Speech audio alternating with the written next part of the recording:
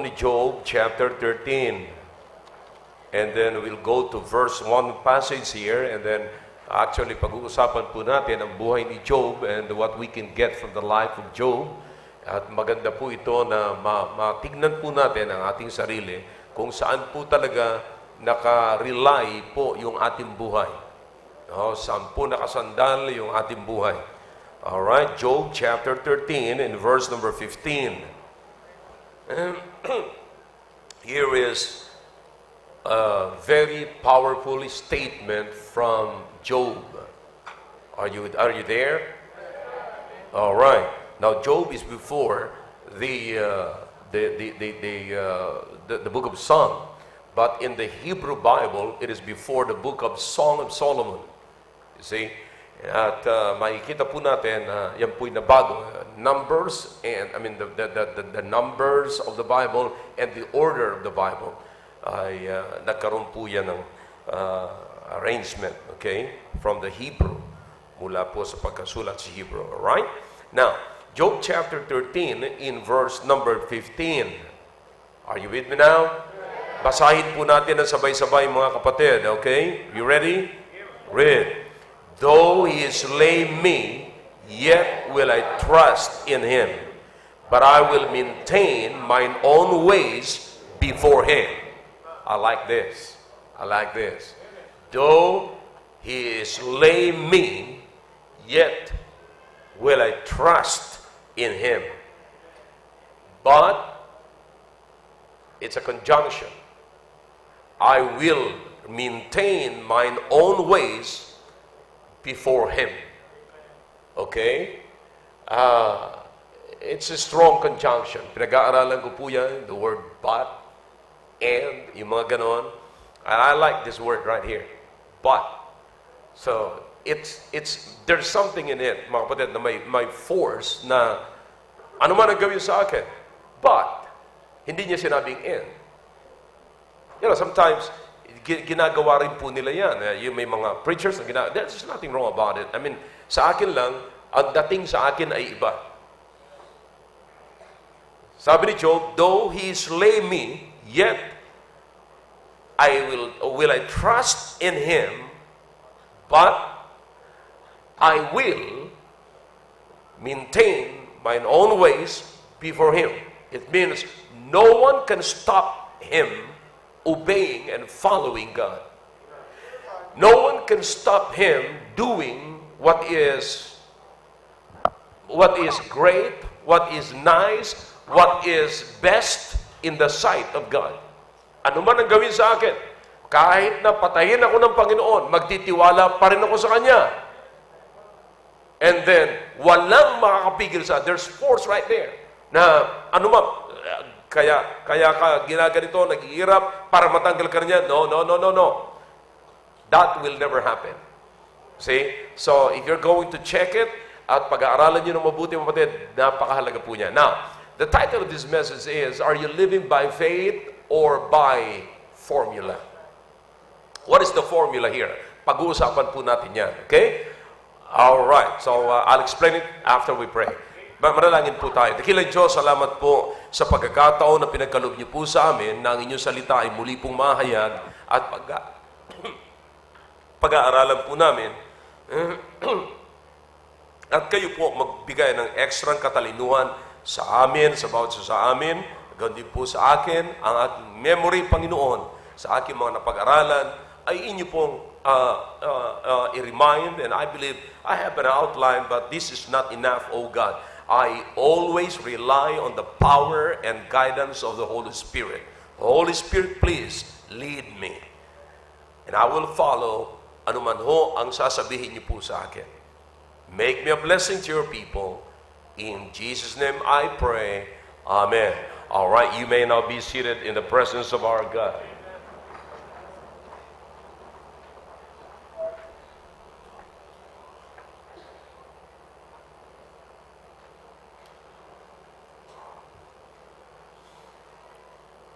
Marami ho tayong matututunan dito mga kapatid. In fact, meron lamang po akong ilang mga, it's not a point, but something na nag-catch po ng aking attention. Ano ho?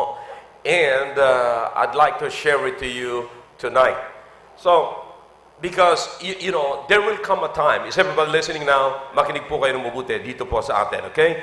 Now, there will come a time in your life that you don't need and you will not need, you will choose not to receive the blessing of God. Are you listening? Darating sa punto ng buhay po natin na pipiliin po natin na kahit hindi tayo makatanggap ng pagpapala ng Diyos, as long as we are assured of the presence of God, everything is fine. Darating po yan sa punto ng buhay natin. Naalala ko minsan, ang mag-asawa, pagka, I don't know, some of you fathers, maaaring narinig nyo na ito. Pagdating ninyo galing sa malayo, na-miss kayo ng asawa ninyo, ng pamilya ninyo, may dala-dala kayong pasalubong at sasabihin sa inyo ng asawa ninyo, kahit wala yan, basta't nandito ka.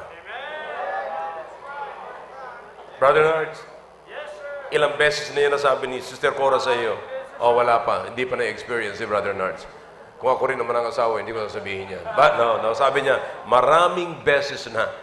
Is this true? Is this a true statement, fathers? Amen. Husbands? Amen. Yeah.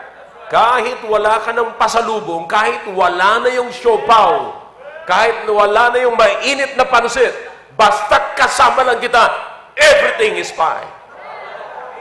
Kahit wala na yung blessing na material ng Panginoon, basta sigurado ko na ang Diyos ko ay buhay at nasa akin sa panahon ng ay kailangan, wala akong problema. Amen! You know, we need to be reminded, brethren, that we are serving a God that does not always bring us good things.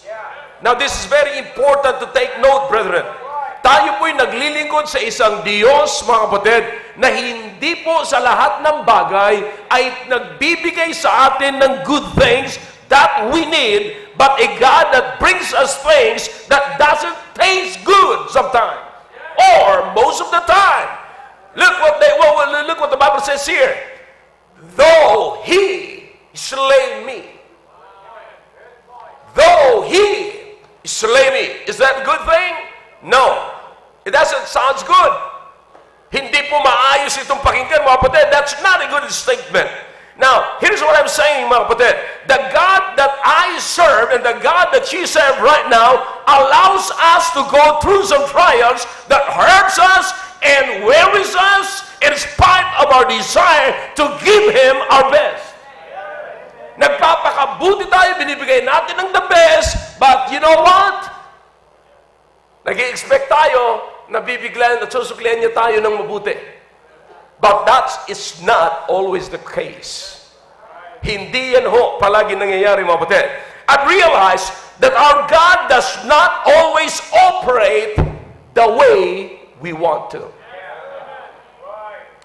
Iba ho ang ating Diyos. Dapat pong maunawaan po natin ng mabuti ito.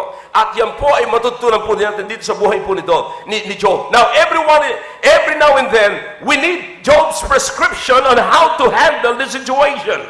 When God doesn't do what we thought God should do. Yeah, ano po ang gagawin natin? We need to learn it from Job. Pagka ang inaasahan natin sa Diyos ay hindi ho mangyayari. You know, nagpakabanal-banal ka na, ginawa mo na yung the best, and then may ini-expect ka mula sa Panginoon, at yung ini-expect mo ay baliktad ang nangyari. Then what are you going to do? Let's learn it from Job. You need this message, mga kapatid, sapagkat nauunawaan ko, mga kapatid, na in some moment, tayo po'y magiging mamumuhay na ang feeling natin tayo parang righteous, pero sa kabila po ng pamumuhay natin na matuwid, meron pa rin struggle yung buhay natin. Nasa shock na lamang po natin. Nasa shock na lang po tayo, mga kapatid. Kaya po, dapat po natin maunawaan ang buhay ni Job. Now, let's go to the resume of Job. Tingnan po natin, ano po po ang sinasabi. Kung gusto niyo pong maunawaan ang resume ni Job, nandiyan po yan sa chapter 2 of the book of Job. Now, you don't need to turn to it. If you will trust me, then I will just tell you about it. Okay? Now, si Job po, mga kapatid, ay ang resume, makikita niyo lamang po ang apat na ito. Napakahalaga. Number 1, Job was perfect. That's what the Bible says. Job was perfect. All right? If you're following me, then I hope nandiyan na po kayo sa Job chapter 2. Amen? And what else? He is what? Upright. That's the second one. That is in his resume. All right? The third one is, he is a man that what? Feareth God. All right? Number 4, he is also a man that eschewed evil. Eschewed evil. Okay? Now, ibig sabihin, siya nag-iiwan o umiiwas o tumitigil. Ayaw niyang gumawa ng masama. You see? Now, mapapansin niyo po, everybody, look at this way na. Binigay ko po yung apat. Now, napansin niyo po, mga kapatid, yung holiness sa apat na ito. Nakikita niyo po kung anong klaseng buhay meron si Job sa apat na ito. Number 1, he is what? Answer me. Shout it. Perfect. Number 2, he's what? Upright. Number 3 is what? He is a man that what? Feareth God. And number 4, he is the man that what? Escheweth evil. All right? Now, can you see the holiness there? Can you see the kind of life Job was living there? Anybody listen to me? Okay, nakita niyo po yung mga kapatid. Yan si Job, mga kapatid. Now, in that condition, Satan showed up. And the people there, they gather themselves. Nagkakasama po sila dyan. Nandiyan po lahat ng tinatawag ng Panginoon, ng Diyos, ng sons of God. Ibig sabihin, lahat ng mga believers, ang angels, nandiyan po, mga kapatid. And Satan showed up. Nakikita niyo po kung gaano kasama, kapangit na pwedeng mangyari sa simbahan. Na sa panahon na ganitong pagtitipon, ay biglang magpapakita ang dyablo. I mean, biglang merong tutoksuhin. Ang ganda ng naririnig na mensahe, mababaliktad sa isip niya. Anybody listening to me? Now, ito ho yan, kapatid. Nakita nyo? Yes, chapter 2, makikita nyo po yan. You don't need to, just trust it, or write it down. Okay? Now, so, makikita nyo po, mga kapatid, dumating ang dyablo, and then, habang nakikita niya, everything was fine. Lahat, maayos po ang kapaligiran, maayos nagkakatipon yung mga righteous, and then nakita ng Panginoon si Satanas, sabi niya kay Satanas, anong ginagawa mo rito? Sabi niya, naghahanap ako ng sisiraing buhay. Yeah. Bakit? Nagtitipon po yung mga righteous at ang nasa isip ni Satanas, manggulo. Sabi niya, pero parang wala akong makita eh. Sabi niya, okay. Kinonsider mo ba? Nakita mo ba si Job? My goodness. Ito ang pinakamasakit na huwag naman sana mangyari sa akin. I-volunteer ako ng Diyos kay Satanas. Alam niyo, minsan ginagamit po ito ng mga karnal na Kristiyano. Sabi niya, kaya nga ayoko maging faithful sa Diyos, baka i-volunteer ako eh. Yeah. And sabi, may mga, nakita niyo mga area leaders, meron kayo may encounter na ganyan, ayoko magpaka-faithful sa Panginoon kasi kung pagka-faithful ka, tutuksuhin ka ng dyablo. O, siyempre naman, kung kasama ka na ng dyablo, hindi ka tutuksuhin. Yan ang opposite niya. So, mas maganda na yung tuksuhin ka kasi hindi ka kasama, kaysa naman sa hindi ka na tinutukso kasi kasama ka na ng dyablo. Come on now, come on! I hope buhay po kayo dyan, mga kapatid. So, hinahanap ang sabi ng dyablo, at sabi ng Panginoon, all right. Did you consider Job? Mabuti hindi nalalaman ni Satanas yung pangalan ni Job eh. Napunta tuloy sa radar ni Satanas si Job. Napunta tuloy sa listahan. Arang sabi niya, okay. Titignan ko yung si Job na yan. Okay? And, pero napansin niya po, mga kapatid, sa binasa po natin kanina sa chapter 13, mapapansin nyo na si Satanas, mga kapatid, ay merong problema. Alright? Ito ang kanyang problema kay Job. Sabi niya, di ba naglagay ka ng hedge? Binakuran mo si Job eh. Binakuran mo si Job. At maliban sa bakod na yan, nandiyan pa yung kamay mo. Pero subukan mo na tanggalin mo yung kamay mo dyan. At papasok ako, pakikialaman ko si Job, hindi magtatagal, susumpain ka na ni Job. See that? Now, what is in the mind of Satan? It is a formula. I'll let you know later. Okay? Now, so, ang ginawa ng Panginoon, alright, sige, hayaan kita. Bahala ka dyan, ibinibigay ko sa inyo ang kapangyarihan. Okay, put your hands in it. Sige, trabahuin mo si Job. Alright? You will notice, brethren, that in 2 chapters, Job lost a lot of his life, or in his life. He lost a lot in his life. Ano po yung mga nawala sa kanya? Think about his camels. Diba? Oxen. Camels and oxen are both slaughtered. Pinagpapatay po yung kanyang mga hayop, mga kapatid. His sheep burned up in fire. His employees murdered. Yung kanyang mga katulong, mga kapatid, ay mga pinatay. If you know that, I mean, nandiyan po luma na hong istorya itong kay Job na ito, but I'm just reminding you about it. Amen? And 10 of his children died in a tragedy at the same time. In 2 chapters, and then at the end of chapter 2, Job, you will find Job was sitting with disease in his body. So, susundan niyo po ba ako, mga kapatid?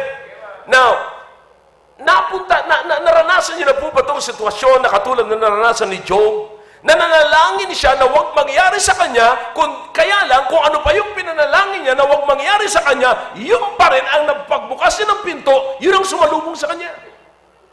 Is there anybody here in the auditorium that you pray that it shouldn't happen to you, but what you pray that would not happen to you exactly happened when you open your door?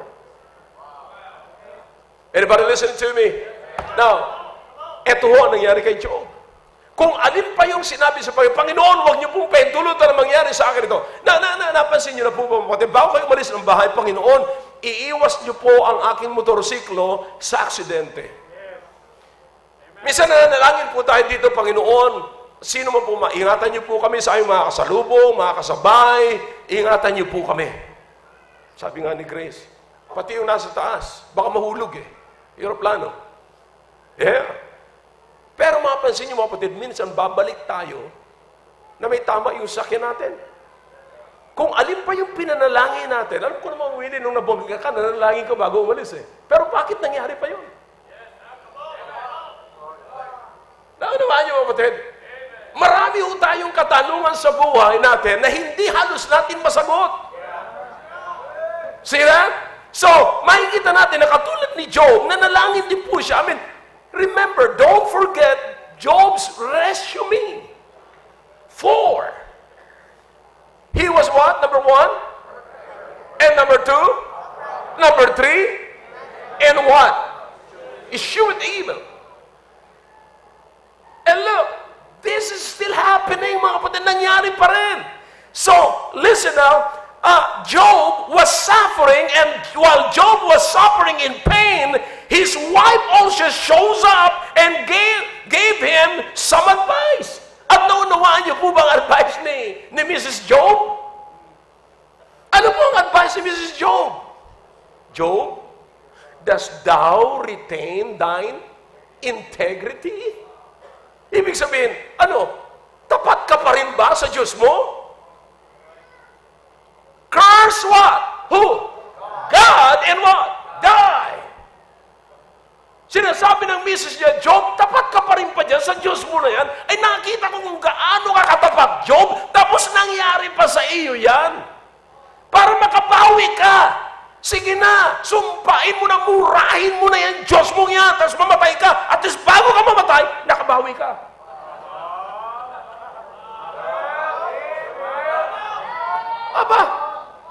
ho yan, nasa Bible po, di ba? Curse God and what? Die. Bawi-bawi lang ho yan, mga kapatid. Have you ever wants to break up with God? Na nung dumating sa inyo ang punto na ganito, mga kapatid, na mga pangyayari, naisip niyo na ba, Diyos, o Diyos, break na kaya tayo? Can we admit, brethren, that there is some moments that when giving up on God made sense? Minsan, parang may kabuluhan eh. Yung mga nangyayari sa pagtitiis sa buhay natin, sa kabila ng nagsosoul winning ka, nagbabasa ka ng Bible, lahat na ng katapatan para maging the best na Kristyano ka, nangyari po sa iyo yung kapighatian na ito, nangyari sa iyo ang dilobyo na tinatawag natin, mga kapatid, parang yung dito na ako papasok, parang wala naman yatang kakwenta-kwenta itong pananampalataya ko. Parang wala nang kakwenta-kwenta yung pagpupunta sa simbahan. Parang wala, hindi man tututong soul winning na ito. Parang hindi man tututong pagkanta sa choir. Parang hindi man tututong pag-asher na ito. Kaya hindi man tututong pag nauulanan sa labas, nabibilad sa labas, pagdating din sa loob, wala pang upuan, parang hindi ayos ito. Parang hindi maganda ito. So what I'm trying to tell you, brother, is parang yung i-give up mo ang Diyos, parang reasonable. Hope you're following me. Amen? Na parang napapansin mo na itong pananampalatayang ito, parang walang kwenta eh. Bakit nangyayari pa sa akin ito? Matagal-tagal ko rin pong pinagmasdan si Lerma nung bago po siya mamatay, bago dumating sa kanya ang kamatayan. Nakita ko po siya kung paano maghirap. Minsan may time, nandiyan kami sa loob ng office ko, parang balisa siya, hindi niya alam kung sasabihin ko sa kanya, anong gusto mong gawin ko? Hindi niya alam, sagot niya, maliwanag talaga, hindi ko nga alam eh. Sabi ko, anong masakit sa iyo? Wala naman. Hindi niya malaman. Sabi ko, si Lerma, bago dumating, in fact, nag-usap kami ni Lerma, sinabi ko sa kanya, nung kinocomfort ko, ako, napakaganda nga ng ano mo eh. Bago ka nakarating sa kalagayan yan, nagtuturo ka sa Bible school. Wala ka sa worldly na pamumuhay.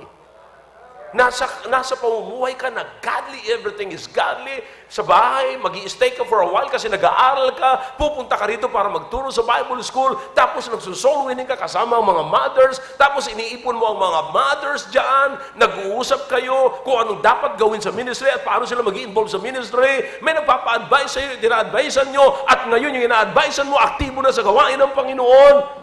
And yet, malalaman ko na diagnose ka ng cancer.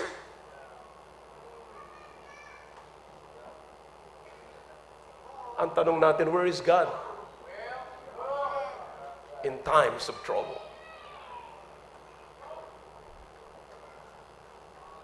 Mukhang reasonable pa ba ang nangyayari ito, mga kapatid? Sabi ko sa inyo, let's learn from Job. And this is the result. Is this pagka may nangyari ba sa iyo na ganun? Is this the result? Minsan, justify po natin ito eh. Is this the result of being faithful, being righteous, and putting your time, your life to the ministry? Ito ba ang sukli? Ito ba ang gante? Ito ba talaga? But Job said, though he slay me, yet will I trust in him. And I like what he said. Though he slay me, yet will I trust in him, but I will maintain mine own ways before him. Though he slay me, kahit na nangyayari sa akin ito, at napakarami mga taong nagsasabi na mali yata ang direksyon ko, o maraming taong nagsasabi, Job, baka may kasalanan ka, kung ano-ano ng comments na sinasabi ng tao, but listen, the Bible is very clear. He was perfect, upright, feared God, and one that issue with evil. And then he said, whatever happened to me, though he killed me, I will still trust in Him, and I will not change my way.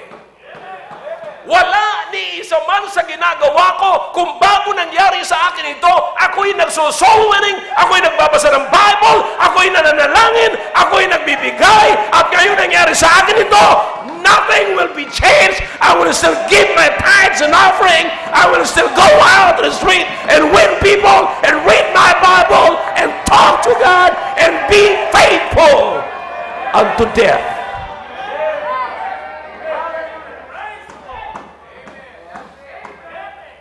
When the worst thing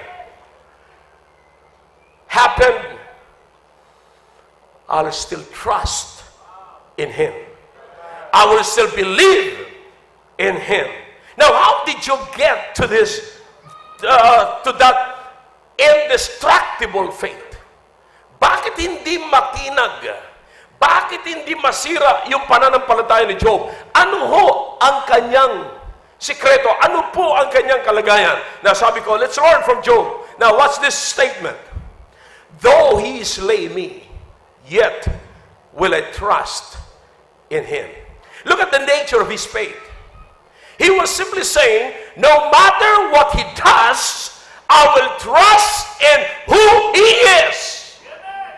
No matter what He does, no matter what God do to me, I will still trust in His or in who He is, not in what He do. Now listen to me. Because real faith is not rooted in what you expect God to do. Real faith is rooted in you know who God is. Did you get that? Ang totoong pananampalataya ay rooted, kapatid, hindi sa ginagawa ng Diyos, kundi kung sino ang Diyos. I hope this is clear. Alright? Now, again, real faith is rooted in you know who God is. So, no matter what goes on down here, brethren, I trust and believe that He is the same God out there that I know Him to be. Kahit na ano ang mangyari, kahit na ano pang mangyari dito na sasabihin natin mahirap, basta't kilala ko kung sino ang aking Diyos, magtitiwala ako hindi doon sa nangyayari, kundi kung gaano ko siya kakilala. At kung sino siya sa aking buhay. I hope you're getting the point. No matter what's happening here, I trust and believe that He is the same real God up there that I can trust with. Many people give up on God because their faith was not on God. Again, brethren, ang pinapakita ko po sa inyo is this. Namumuhay ba tayo sa pananampalataya o namumuhay tayo ayon sa formula? Alright? Maraming mga tao, gini-give up ang Diyos sapagkat hindi po sila namumuhay dahilan sa pananampalataya sa Diyos. Their faith was not in God doing what you thought God would do in response to what you do. Saan po nakabata yung kanilang pananampalataya? Sa ginagawa po ng Diyos, nakasagutan doon sa kanilang ginagawa. Alright? Now, anyways, just follow me carefully. I-explain ko po yun sa inyo. Kasi ito po klaseng bagay na ito, alam ni Satan na ito ay isang formula. Now, what is now the formula? Again, let me tell you something now. Let me repeat, okay? Ulitin ko po. Maraming mga tao na nabubuhay po ngayon na gine-give up po nila ang Diyos sapagkat ang kanilang pananampalataya ay hindi po sa Diyos. Ang kanilang batayan ng pananampalataya ay yung ginagawa ng Diyos na inaasahan po nila na kasagutan o bilang gante sa kanilang ginawa para sa Diyos. Maliwanag na po ba yun? Alright? Now, nais ko sabihin po sa inyo na alam ni Satanas to. Itong style na ito, kapatid, itong formula na ito ay alam din po ni Satanas ito. Look in chapter 1, verse number 9. Alright? Here's the question. Alright? Verse number 9. Then Satan answered the Lord. Alright? What is Satan's answer? What question does Satan answered, kapatid? Alright? That is in verse number 8. Ano po yung tanong sa verse number 8? Hast thou considered Job? Okay? And then sinabi ng Panginoon, hast thou considered my servant Job, that there is none like him in the earth, a perfect and an upright man, one that feareth God, and escheweth evil? Now listen to me now. Everybody look at this way. Nakita niyo po ba kung gaano katiwala ang Diyos kay Job? Sabi ng Panginoon, kilala ko yan si Job. Kilala ko yan. Eto siya. In fact, it wasn't Job that submitted resume, it was God who submitted his resume to Satan. Alright? Eto yun, sabi niya. Eto si Job. Alright. He considered him, sinabi niya lahat. Alright. Ito ang sagot ni Satanas.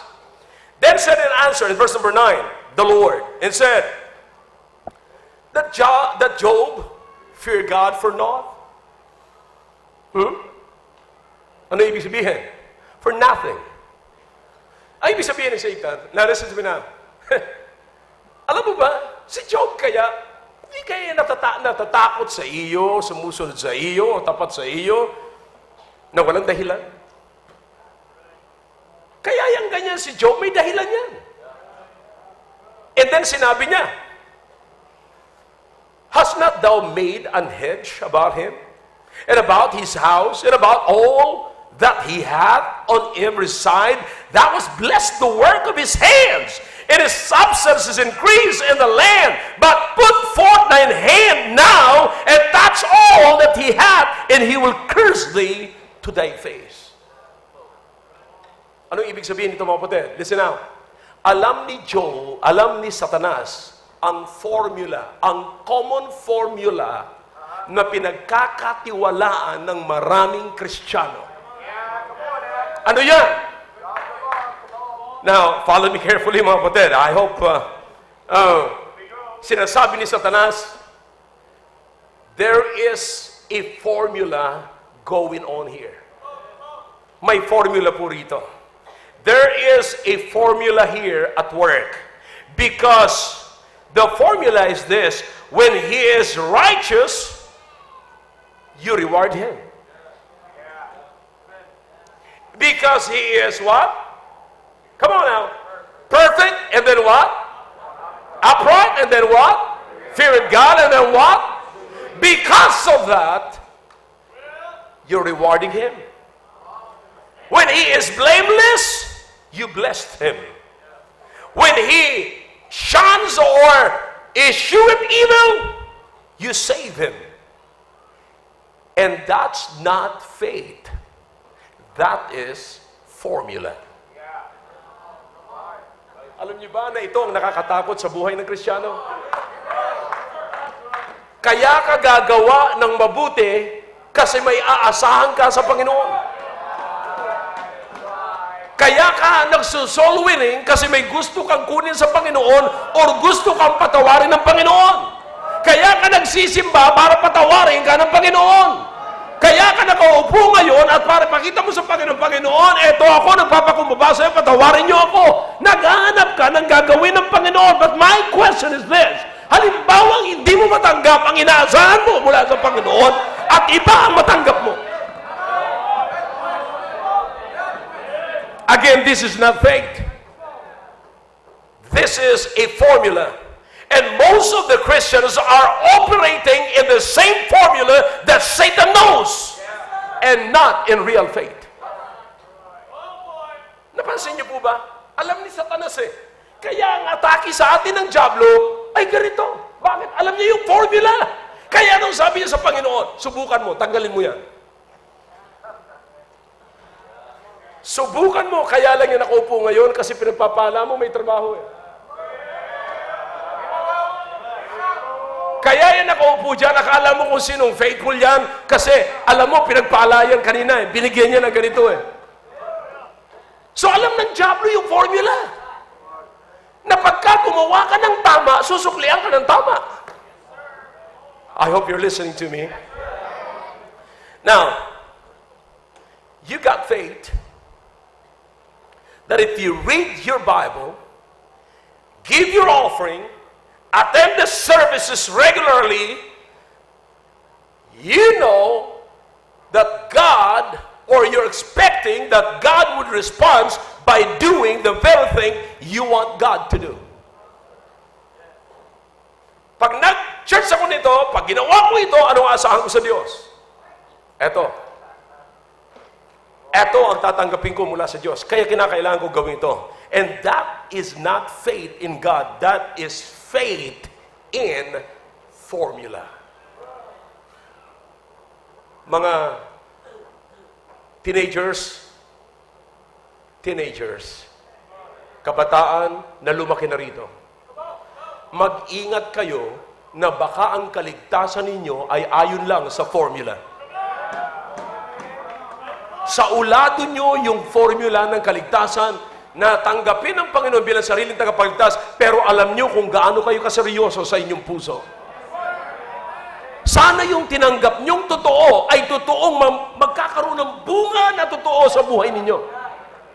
Mag-ingat kayo sapagkat maraming nagsasabing tumanggap sa Panginoon ay namumuhay hindi sa Panginoon.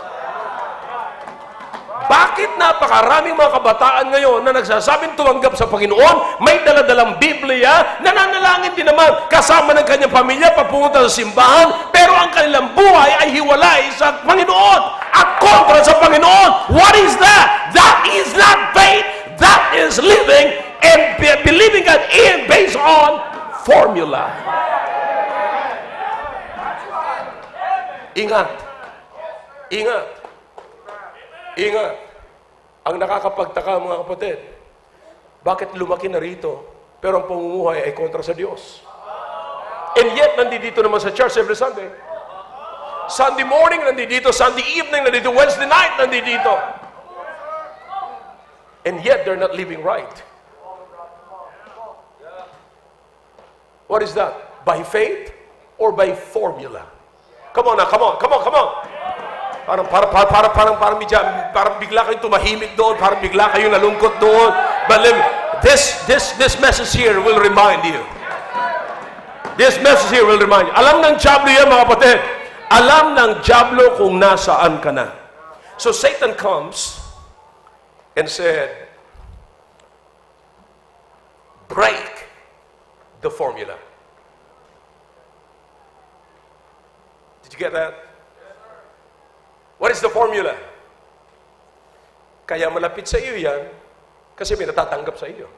It's a formula. Satan wants God to break the formula. Tanggalin mo, baliktarin mo. Kahit na matapat sa iyo, huwag mong pagpalain. Who is breaking the formula? Now, pag na-break na po yung formula, doon natin makikita kung ang isang Kristiyano ay namumuhay nga sa pananampalataya. Amen! Yeah!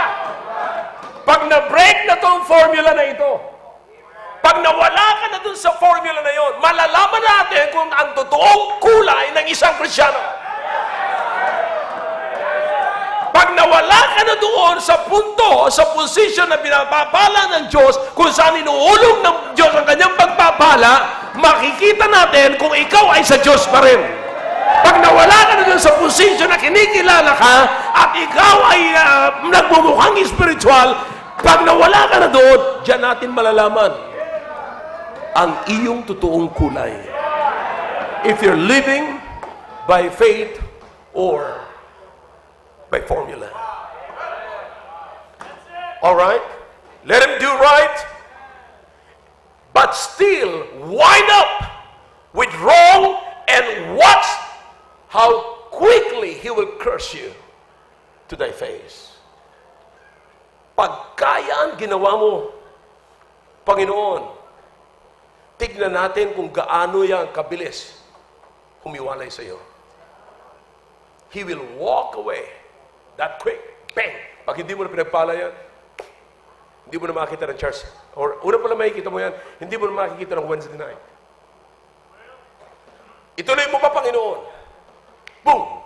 Hindi mo na makikita yan ng Sunday evening.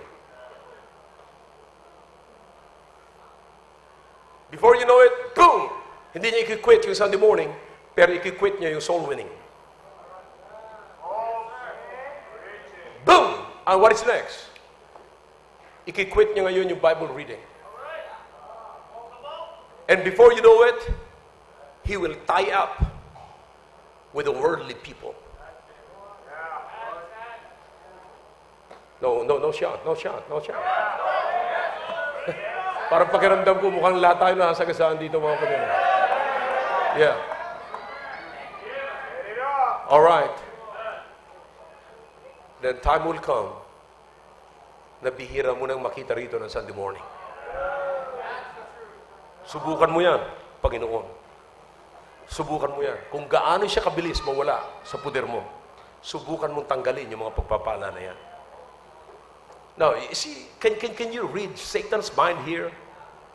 Satan's mind is whether your faith is in God or whether your faith is in the outcome of what you think God ought to do. And what Job is teaching us here is every now and then, kinakailangan po na ma-remind po tayo sa ating mga sarili, mga kapatid, na ang pananampalataya ay wala po doon sa outcome na ginagawa ng Diyos in response sa ginagawa natin sa Kanya, kundi nandoon kung gaano natin kakilala ang Diyos. Doon po dapat nakasalalay ang ating pananampalataya. Hindi po sa outcome. Pag walang ginawa ang Diyos, wala na rin yung pananampalataya mo. Pag wala nang ginawa ang Diyos, pag wala nang hinulog sa iyo, wala ka na rin ihuhulog. But notice what Job said, though he slay me, yet will I still trust in him.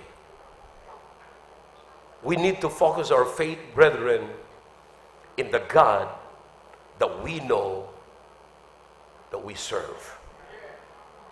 The book of Job was written around the time of Babylonian captivity. Tandaan niyo po mabuti.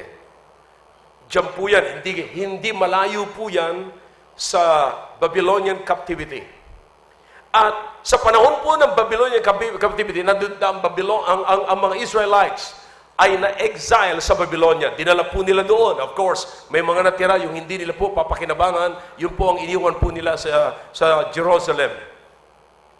Now, the Israelites was conquered by the Babylonian Empire under the leadership of Nebuchadnezzar. Yeah, si Nebuchadnezzar. Then,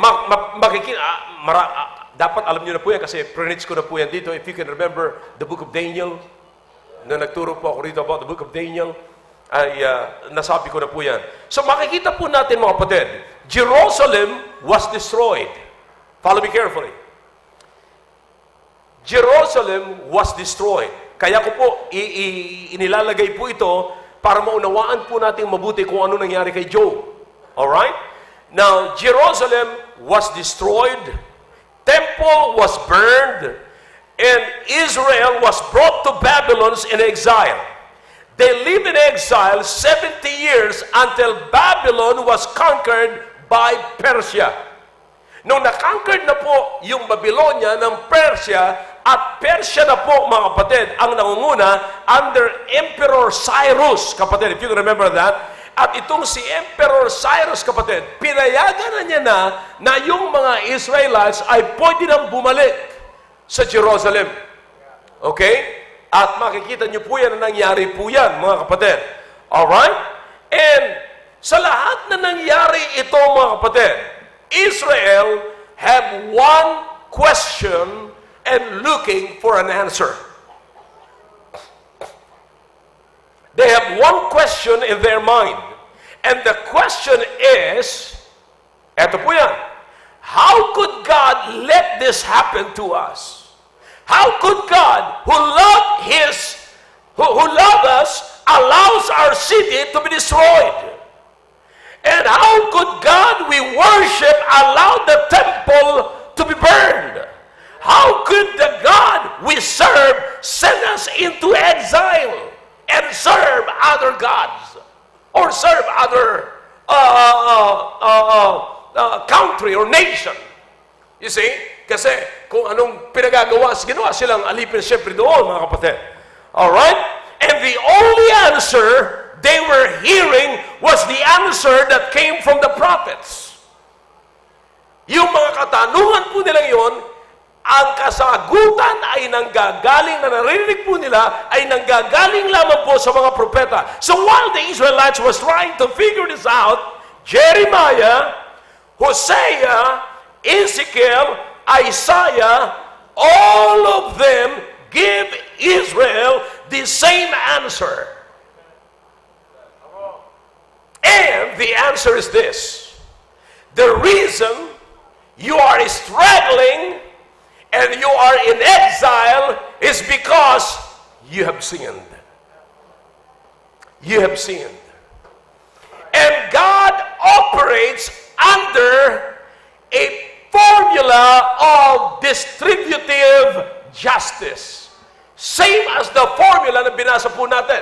Ito nga lang pong distributed, ibig sabihin ng distributed justice, mga kapatid. Alam po yan ni attorney. It means that what you do determines what God would do.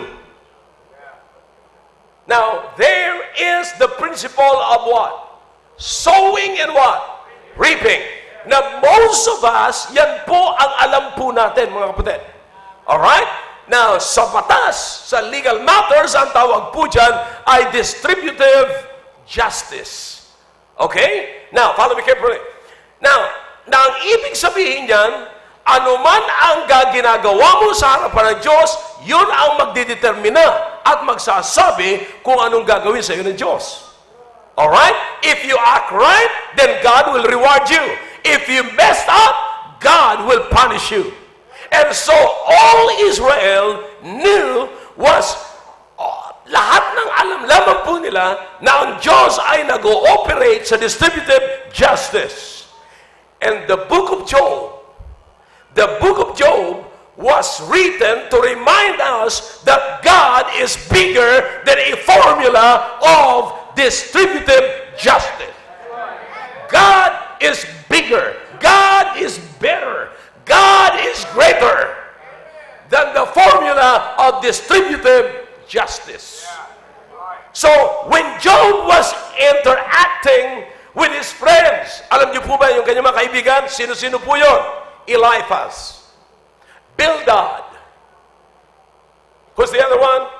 Zophar. Yeah. They came with the traditional theological na understanding, yung kanilang pagkaunawa ay katulad pa rin ng kinatawag na distributive justice. Kaya sabi ni Eliphaz, Job, you've got to do something for God because you sin against God.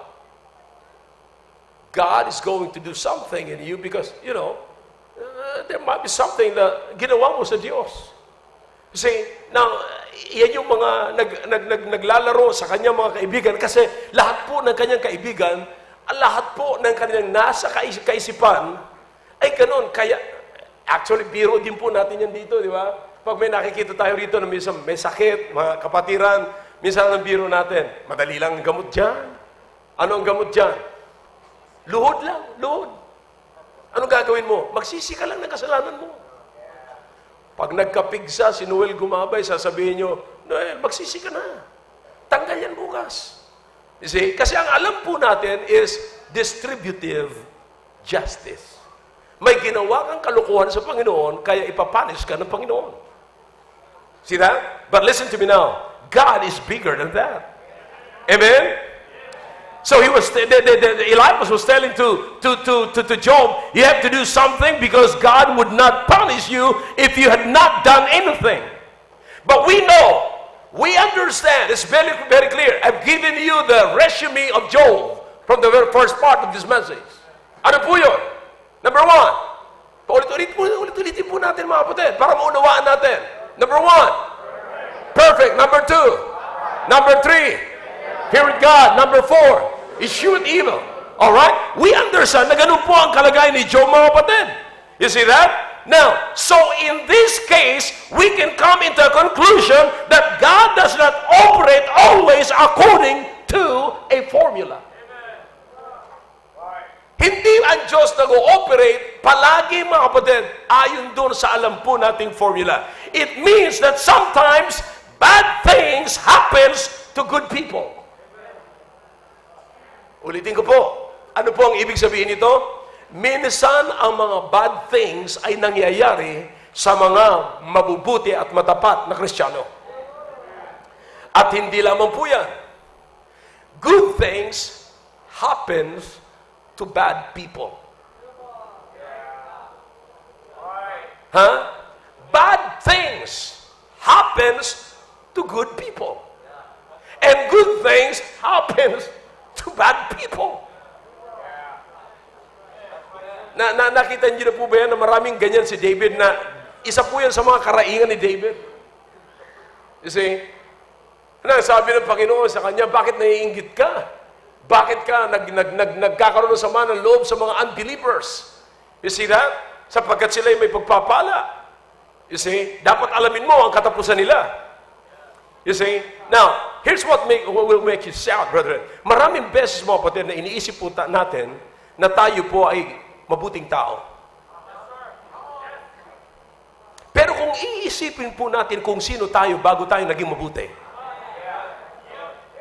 Kung iisipin natin kung ano yung dati nating kalagayan bago tayo nagkaroon ng ganitong klaseng kabihisan. Kung iisipin po natin kung anong ginagawa natin bago tayo nagkaroon ng Biblia at bago tayo nagbukas ng Biblia at bago tayo nagpipreach, mga kapatid, at kung iisipin po natin kung sino tayo at sino ang kasama natin at anong ginagawa natin at ilang mga tao ang naluko natin, magbabae o maglalaki, mga kapatid, pag naisip natin yan at sa kabila ng kalagayan natin na yan, tinignan pa rin tayo ng pansin ng Diyos. Naniniwala ako na sisigaw ka ng amen sa gabing ito. Sa kabila ng hindi mo magandang ginawa natin sa Panginoon, binigyan tayo ng pansin ng Diyos.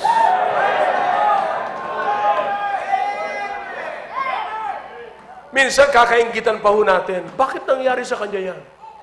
My question is this, bakit yan? Alam mo, ang sama-sama niya, pero tignan mo, yung mayaman. Naisip mo ba kung sino ka ngayon? Itumbas mo yung kayamanan niya sa kaligtasan mo. Come on now. Itumbas mo ang tinatago niyang ginto ngayon sa kanyang vault, mga kapatid. Sa ginto na lalakaran mo palang araw sa langit at sa mga hinanda sa iyo ng Diyos doon sa langit at kung paano ka binigyan ng Diyos ng pribileyo na ikaw ay makasama ng Diyos sa araw-araw. You can shout, I believe, amen tonight. Hallelujah tonight.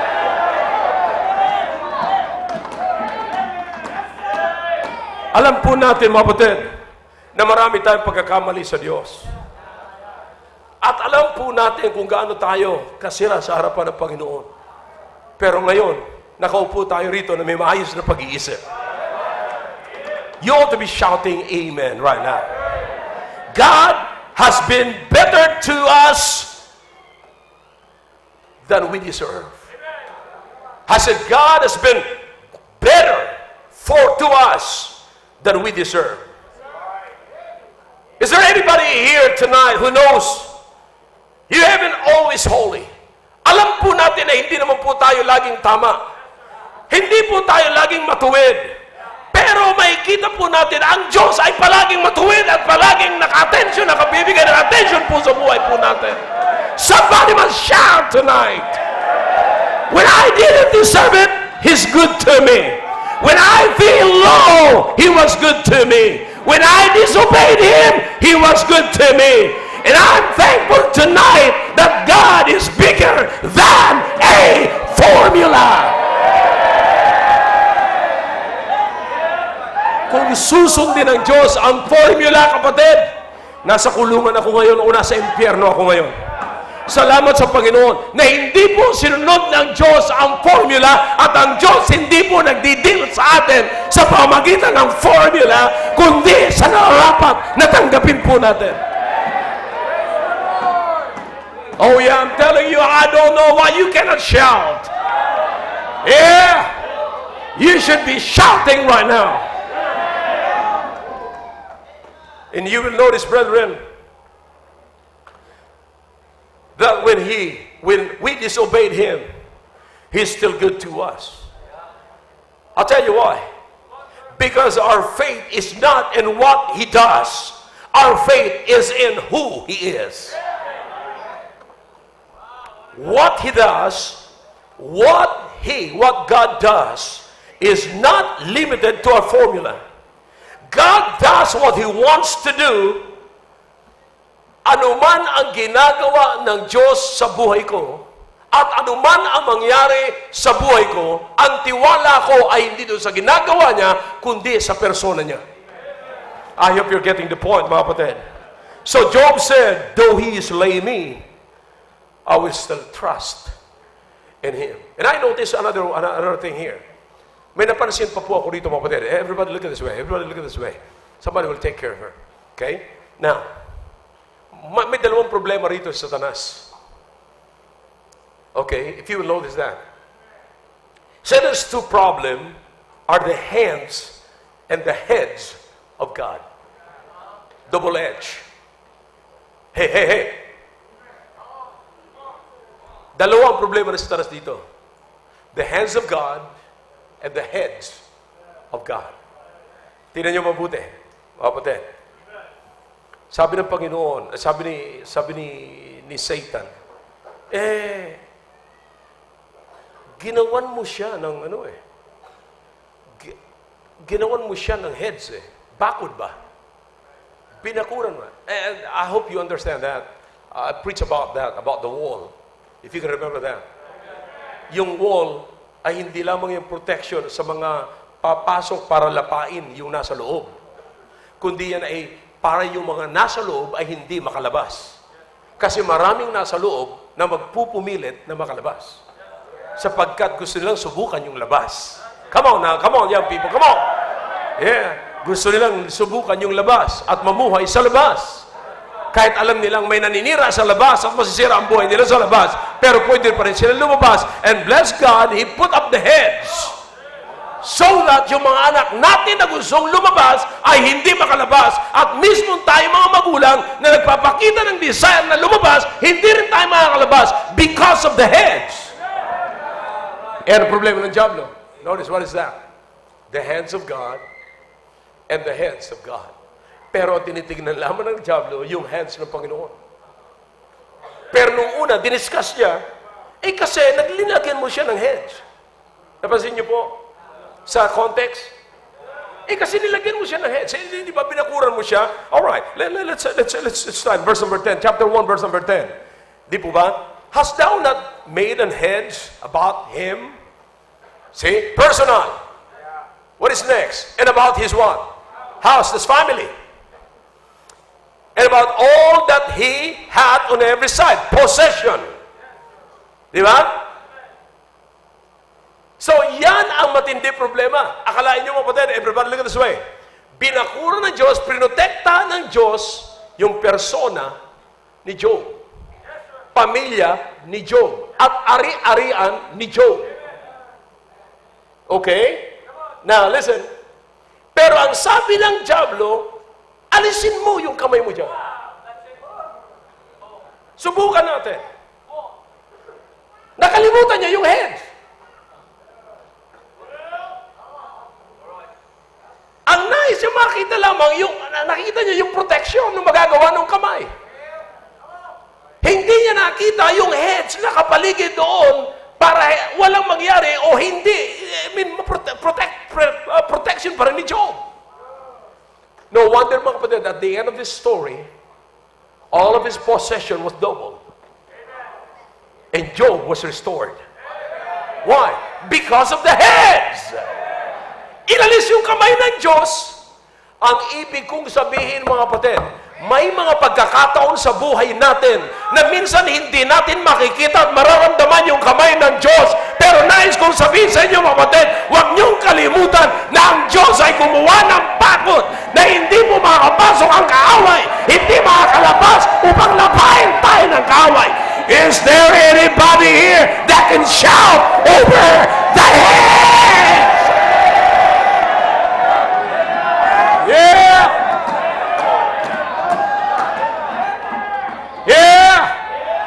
Kahit hindi mo makita ang kamay ng Diyos, tandaan nyo, may bakod ang Diyos sa buhay mo.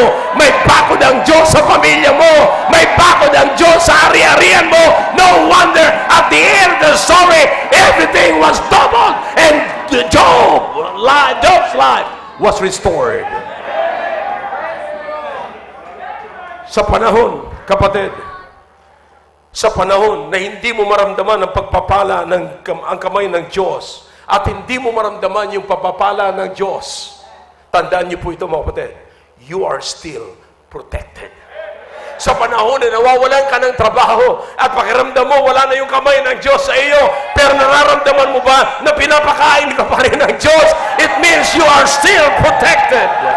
Sa panahon na yung iyong puso, ang iyong buhay ay broken, kapatid, the heads is still there.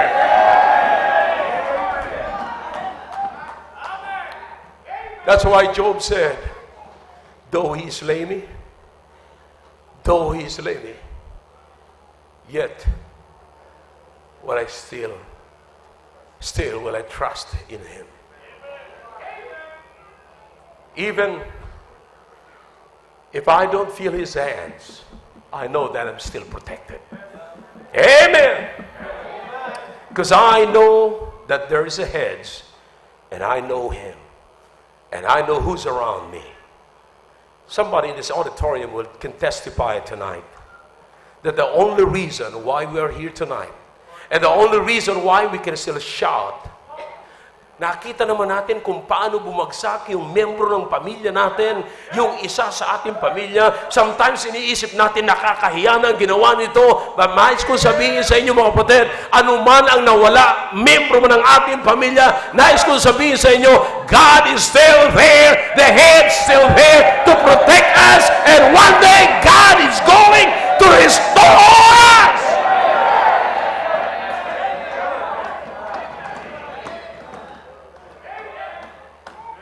God is great. But let me tell you something, faith is a choice you have to make.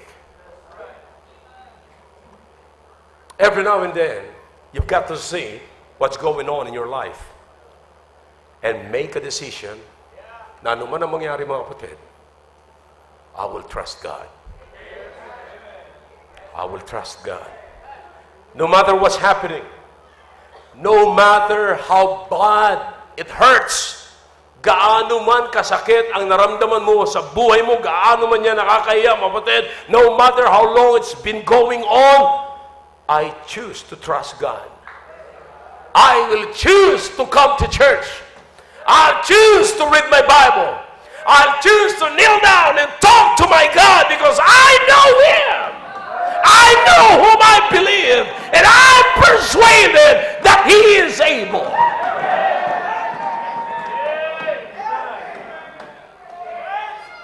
You understand? I'm done.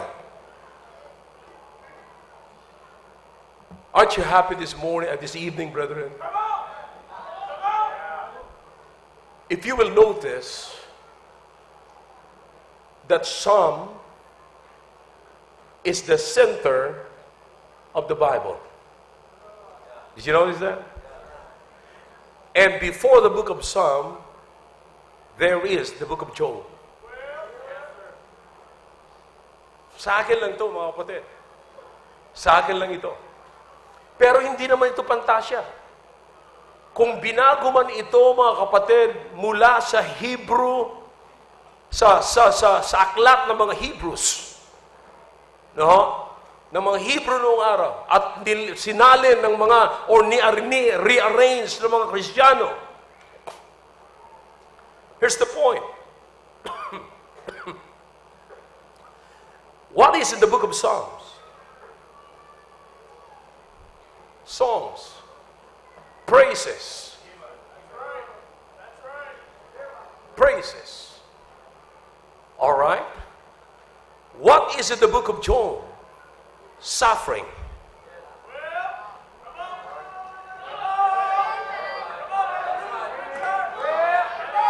And after suffering, what is next? After suffering, what is next? Everybody must understand that after suffering, after God gave you the solution, after God gave you the victory from your suffering, you ought to praise Him. Hey! Everyone that has life ought to praise God.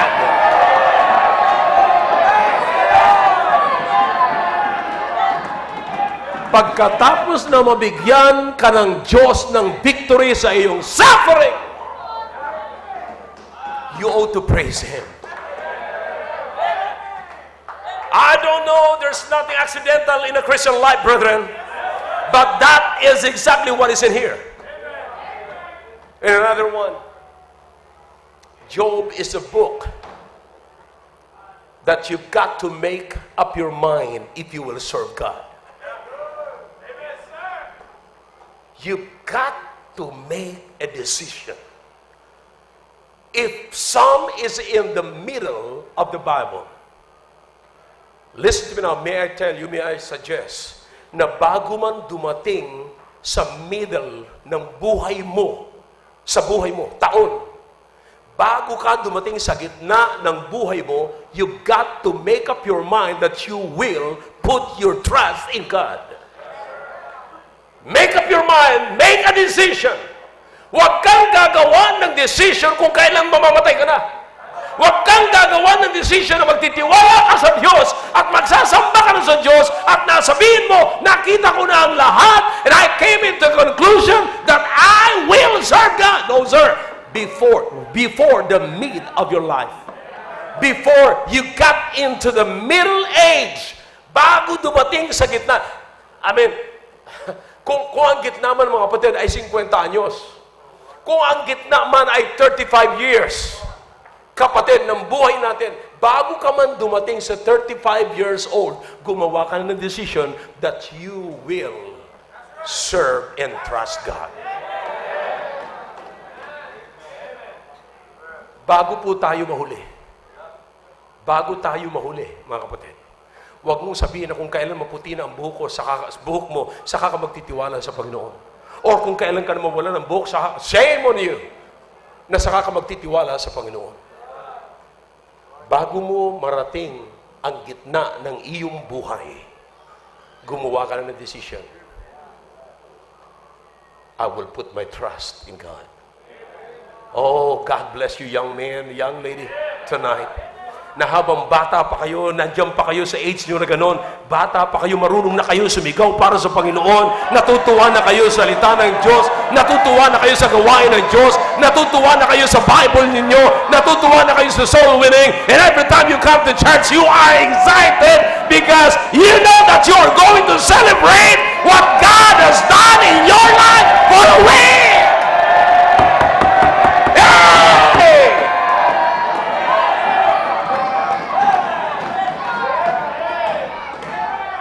God has been good to you. Make up your life. Make up your mind. Na bago man ako mag-edad ng 25, ng 20, o bago po, ngayon, habang nakikita ko na, narinig ko na ang mensaheng ito, ngayon mismo, gagawa na ako ng decision. I will put my trust in Him.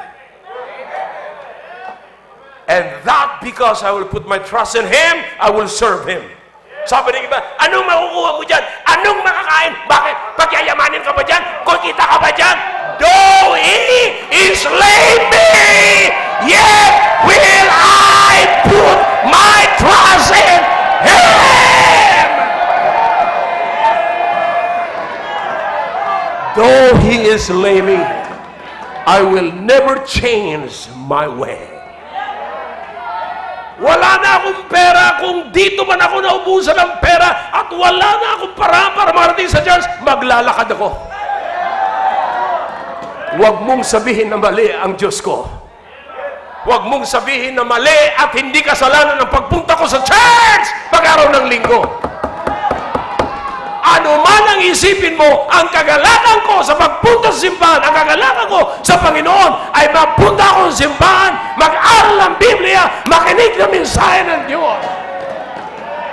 And no one and nothing in this world can change my way for the glory of God. Though He,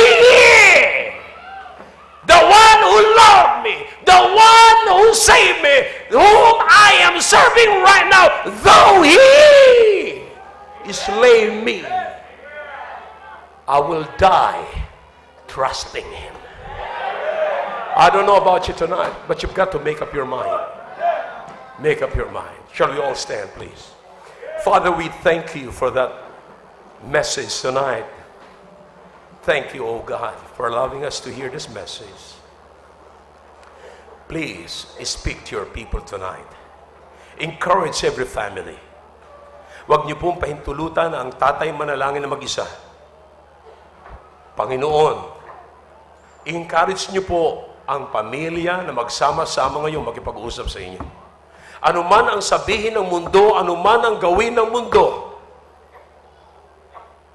they will not and they cannot change my way. In glorifying you, in lifting up your name.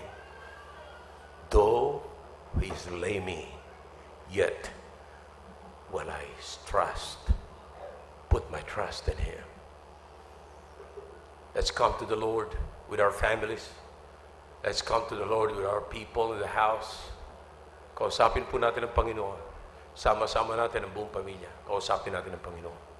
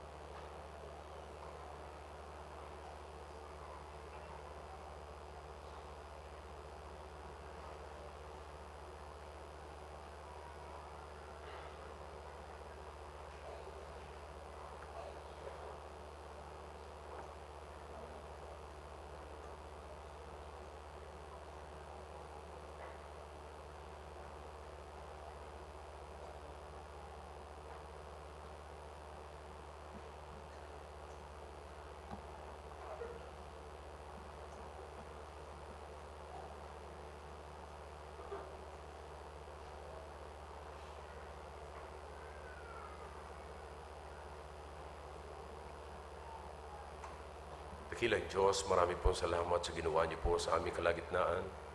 Salamat po, Panginoon. Natotoo po kayo at buhay po kayo. Nakikita niyo po ang mga anak niyo ngayon na tiklop tuhod na lumapit po sa inyo. Nagpapahayag po ito, Panginoon, na ang aming pananampalataya ay nasa inyong persona at wala po sa ginagawa niyo sa amin. Huwag niyo pong pahintulutan na ang aming pananampalataya ay nakasalalay sa pagpapala niyo po sa amin, sapagkat pag tumigil na ang pagpapala niyo po sa amin, mapuputol na rin po ang aming pananampalataya sa inyo. O Diyos, anuman ang dumating, though you slay me, we will always, and I will always put my trust in you. Whatever happens, oh God, we will not change our ways. For your glory and honor. Thank you for your people. Bless your people, oh God. In Jesus' name, amen. Amen. Amen. Did you get something tonight? Amen. Amen. Amen. Hallelujah. Praise the Lord. Amen. Our God is great. Amen.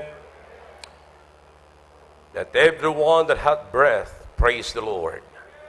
Amen.